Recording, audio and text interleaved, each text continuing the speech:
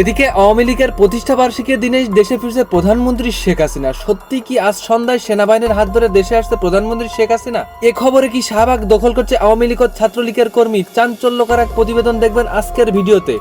ভয় কি দেশ থেকে পালিয়েছে বিএনপি ও জামায়াত ইসলামের কর্মীরা? তাহলে দেশের রাজনীতিতে আসছে কি নতুন কোনো পরিবর্তন, নাকি সবই রাজনৈতিক জল্পনা কল্পনা? আসলে কি ঘটছে জানতে পুরো প্রতিবেদনটি শেষ পর্যন্ত দেখতে থাকুন।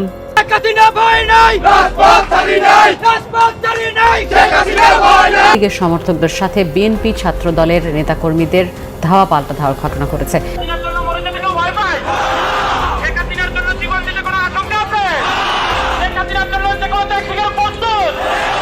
আওয়ামী লীগকে ঠেকাতে সেনা মোতায়েন। আজ রাতেই কি তাহলে শেখ হাসিনা ফিরছেন? যে কোনো সময় আওয়ামী লীগ ফিরে আসবে। আওয়ামী লীগ এলে বাংলাদেশে এই বিএনপি, এই জামায়াতে ইসলামী, এনসিপি, বৈষম্য বিরোধী আন্দোলন কেউ থাকতে পারবে না। আওয়ামী লীগের ৭৭তম প্রতিষ্ঠা বার্ষিকীতে আওয়ামী লীগকে রাস্তায় নামতে হয়নি। সরকার, সেনাবাহিনী, BGB, police, BNP, Jamaat, July সন্ত্রাসী, এনসিপি সকলে মিলে সারাদিন রাস্তায় থেকে বুঝিয়ে জুনকে ঘিরে সারা বাংলাদেশ উত্তাল। বর্তমান বিএনপি সরকারের কাছে গোয়েন্দা সূত্রে বিভিন্ন খবর ছিল আজকে 23শে জুন সারা বাংলাদেশ জুড়ে আওয়ামী লীগের বিক্ষোভ মিছিল হবে এবং আওয়ামী লীগ ঢাকা দখল করতে পারে। ঘিরে রাজপথে তুমুল উত্তেজনা বিরাজ করছে। গোপালগঞ্জ সহ দেশের বিভিন্ন জায়গায় আওয়ামী লীগের উপস্থিতি ছিল চোখে পড়ার মতো। কঠোর নিরাপত্তা ব্যবস্থা থাকা সত্ত্বেও তাদের এই উপস্থিতি ঘিরে উঠছে নানা প্রশ্ন। আসসালামু আলাইকুম দর্শক, জানিয়ে দিব এই মাত্র পাওয়া সর্বশেষ গুরুত্বপূর্ণ আপডেট খবর। দর্শক, এত সময় শুনছিলেন সংবাদ শিরোনাম, এবার থাকছে বিস্তারিত। তার আগে ছোট্ট একটা রিকোয়েস্ট করতে চাই, যারা এই ধরনের নিউজ ল্যাব দেখতে ভালোবাসেন দেরি না করে চ্যানেলটি সাবস্ক্রাইব করে বেল আইকনটি অল করে দিবেন। তাহলে কথা লম্বা না করে চলুন ভিডিওটি শেষ পর্যন্ত দেখতে থাকি।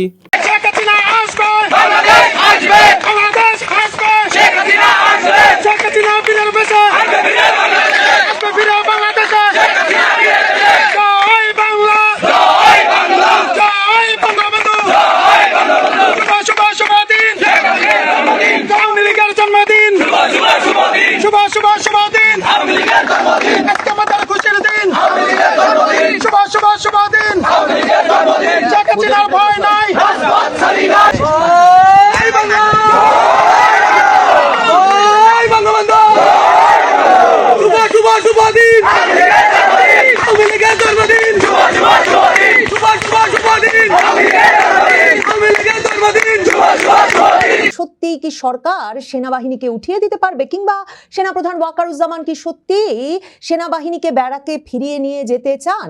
এসবের মধ্যেই 22শে জুন এসে নির্বাচিত সরকার, তারেক রহমান সরকার, তার সরকারের 4 মাস পেরোনোর মাথায় আবারও ম্যাজিস্ট্রেসি পাওয়ার দিয়ে সেনাবাহিনী মোতায়েন করলো 6টি জায়গায়। অন্তত ঢাকা মেট্রোপলিটন সহ যে 6টি জায়গায় সেনা মোতায়েন করা হয়েছে, সেই ঘোষণা দেওয়ার সময় স্বরাষ্ট্রমন্ত্রী সালাউদ্দিন আহমেদ বললেন যে 15 তারিখে নাকি সেনাবাহিনীর সকল সদস্যরা ব্যারাকে ফিরে গিয়েছিল। মানে কি নাটকীয় ঘটনা বলুন! মাত্র 15ই জুন ব্যারাকে নাকি ফিরে গিয়েছিল ওয়াকারুজ্জামানের সকল সেনা সদস্য, আর এরপর 22শে জুনে আর সইতে না পেরে তারেক রহমান সরকার আবারও ব্যারাক থেকে বের করে এনেছে ওয়াকারুজ্জামানের বাহিনীকে, বাংলাদেশের সেনাবাহিনীকে আইন শৃঙ্খলা রক্ষায়, এবং এবার সুনির্দিষ্টভাবে তাদেরকে মোতায়েন করা হয়েছে যে আওয়ামী লীগ রাজনৈতিক কার্যক্রম নিষিদ্ধ, আওয়ামী লীগ বাংলাদেশে অস্থিতিশীলতা তৈরি করতে পারে, নাশকতামূলক কর্মকাণ্ড ঘটাতে পারে, সে কারণে ম্যাজিস্ট্রেসি পাওয়ার দিয়ে সেনাবাহিনীকে নামানো হয়েছে। বাংলাদেশের সেনাবাহিনীর শুধুমাত্র গত 20 বছরের ইতিহাসটা যদি আপনি একটু খতিয়ে দেখেন বা পেছন ফিরে দেখেন, তাহলে আপনি নিশ্চিতভাবেই স্বীকার করবেন যে সরকারের সাধ্য নাই যে তারা সেনাবাহিনীকে মোতায়েন করবে এবং সেনাবাহিনী ঠিক মানে সরকারের চাওয়া মতো সরকারের নিয়ন্ত্রণাধীন থেকে ইন এইড টু সিভিল পাওয়ার কাজ করবে, সেটার আসলে সাধ্য বাংলাদেশের সরকারগুলোর নাই। মানে এমনকি শেখ হাসিনা সরকার তার 15 বছরের বেশি সময়ের শাসনামল শেষে সর্বশেষে 2024-এর জুলাইয়ে প্রথমবারের মতো ইন এইড টু সিভিল পাওয়ার সেনাবাহিনীকে মোতায়েন করেছিল, এবং তখনও ওয়াকারুজ্জামানের বাহিনী সিদ্ধান্ত নিয়েছিল যে একেবারে দরবার বসিয়ে সেনাপ্রধান নিজে অফিসারদের সঙ্গে সঙ্গে কথোপকথনে এ সিদ্ধান্তে পৌঁছেছিলেন যে কিছুতেই তারা সরকারের নির্দেশানুযায়ী রাস্তার আন্দোলন দমন করবেন না, তারা তাদের সিদ্ধান্ত অনুযায়ী চলবেন। পরে অবশ্যই এটা বেরিয়ে এসেছে যে জাতিসংঘের মানবাধিকার কমিশনের প্রধান, মানে জাতিসংঘ কি মার্কিন যুক্তরাষ্ট্রের সকল নীতি এবং পরিকল্পনা বাস্তবায়নকারী যে বৈশ্বিক প্রতিষ্ঠান, সেই জাতিসংঘের মানবাধিকার কমিশনের প্রধান ভলকার টুর্ক তিনি নিজে সেনাবাহিনীকে বলেছিলেন যে সেনাবাহিনী যদি রাজপথে সক্রিয় থাকে সরকারের কথা অনুযায়ী, তাহলে তারা আর জাতিসংঘ শান্তিরক্ষী মিশনে যেতে পারবে না। এবং ভলকার টুর্ক সেটা নিজে বিবিসির একটি অনুষ্ঠানে সাক্ষাৎকারে গিয়ে খুবই কৃতিত্বের সঙ্গে ঘোষণা করে এসেছিলেন।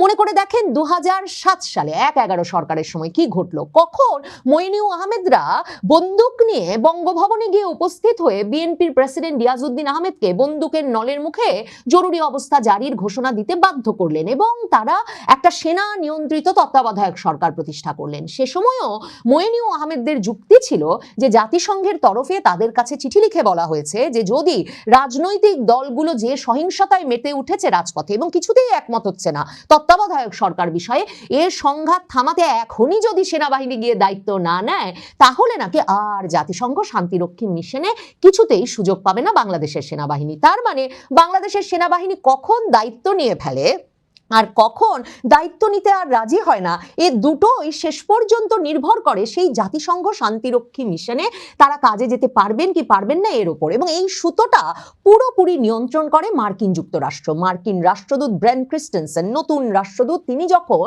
জানুয়ারি মাসে বাংলাদেশে এলেন, বাংলাদেশের সংবাদ মাধ্যমের সঙ্গে যে সাক্ষাৎটি করেছিলেন সেখানে তিনি স্পষ্টত বলেছিলেন মার্কিন যুক্তরাষ্ট্র বাংলাদেশের সেনাবাহিনীকে বৈশ্বিক এই সব মিশনে প্রস্তুত রাখার জন্য প্রতি বছর $15 লক্ষ বেশি খরচ করে। কাজেই সেনাবাহিনীর দায়িত্ব রয়েছে মার্কিন যুক্তরাষ্ট্রের সঙ্গে সম্পর্কটাকে মজবুত রাখার। এই অবস্থায় দেখেন কোন দিন হঠাৎ করে এই সেনা মোতায়েনের ঘোষণা এলো। সে সময় প্রধানমন্ত্রী তারেক রহমান তিনি সফরে আছেন এবং তিনি তার প্রথম বিদেশ সফরে গেছেন এবং তিনি প্রথম বিদেশ সফর মালয়েশিয়া থেকে সেরে মূলত চীনের উদ্দেশ্যে রওনা হয়েছেন। এই বিষয়টিকে মাথায় রেখে তার চীন সফরের আগের দিন কিন্তু এই ব্রেন ক্রিস্টেনসেন মার্কিন রাষ্ট্রদূত পররাষ্ট্র মন্ত্রণালয়ে ছুটির দিনে গিয়ে পররাষ্ট্রমন্ত্রীর সঙ্গে সাক্ষাৎ করে বেরিয়ে এসে সাংবাদিকদেরকে বলেছিলেন মার্কিন যুক্তরাষ্ট্রের ওপর ভরসা করলে পস্তাতে হবে না। তার মানে চীনে যে যাচ্ছেন তারেক রহমান সেটাকে একটা সরাসরি ভাবে মার্কিন যুক্তরাষ্ট্রের প্রতি তাদের নির্ভরতা, ভরসা, সমর্থনের ব্যত্যয় হিসেবে ধরে নিয়ে মার্কিন রাষ্ট্রদূত স্পষ্ট বার্তা দিয়ে এসেছিলেন যে মার্কিন যুক্তরাষ্ট্রের ওপর এই ভরসা কমিয়ে চীনের সঙ্গে যে মাখামাখি করতে যাচ্ছে তারেক রহমান সরকার, এর ফলে তারেক রহমান সরকারকে পস্তাতে হবে। এই সফরটা শুরু হলো। আর 23শে জুন যে আওয়ামী লীগের প্রতিষ্ঠা বার্ষিকী, 23শে জুন প্রতিষ্ঠা বার্ষিকীর দিনে আওয়ামী লীগ সারা বাংলাদেশে ঝটিকা মিছিল করতে পারে, নানাভাবে তাদের উপস্থিতি জানান দিতে পারে। কি ঘটে গেল হঠাৎ 22শে জুন, মানে তারেক রহমান যেই সময়টায় চীনে রওনা হয়েছেন, যে তখন স্বরাষ্ট্রমন্ত্রীকে শুকনো মুখে ঘোষণা দিতে হলো যে সেনাবাহিনী আবার মাঠে নেমে আসবে। ওয়াকারুজ্জামান তিনি কি সত্যি ব্যারাকে থাকতে চান? তাকে অবসরে যেতে হবে 2026 সালের জুন মাসে। যেসব অসাংবিধানিক কাজে প্রিয় দেশবাসী, আপনারা যে যেখান থেকে ভিডিওটি শুরু থেকে শেষ পর্যন্ত দেখছেন, আপনাদের সকলকে জানাই অসংখ্য ধন্যবাদ। যদি ভিডিওটি ভালো লেগে থাকে অবশ্যই শেয়ার করে দিবেন। দেখা হবে পরবর্তী কোনো নিউজে। সুস্থ থাকবেন, ভালো থাকবেন। আসসালামু আলাইকুম।